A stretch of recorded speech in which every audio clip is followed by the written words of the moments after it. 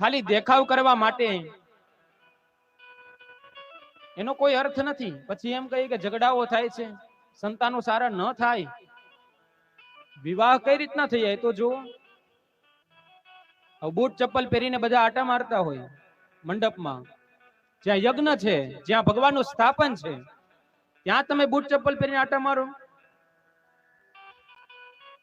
ખ્યાલ રાખજો ભક્તો, જ્યારે પણ ઘરે વિવાહ સંસ્કાર હોય ને ત્યારે સૌ પ્રથમ તો ભૂદેવને વિનંતી કરીને કેજો, ભૂદેવ આપણે આ ફોટો અને વિડીયો ને એ બધાના ચક્કરમાં નથી પડવાનું. આપણે વિધિ સારી થવી જોઈએ. ભલે 2 કલાક 3 કલાક મોડું થાય, પણ વિધિ સારી થવી જોઈએ.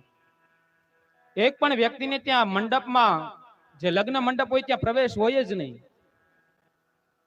સાક્ષાત લક્ષ્મી અને નારાયણ બિરાજમાન હોય છે, ત્યાં તમે બૂટ ચપ્પલ પહેરીને કઈ રીતના ફરી શકો? વૈદિક વિધિ વિધાનથી વિવાહ થવા જોઈએ.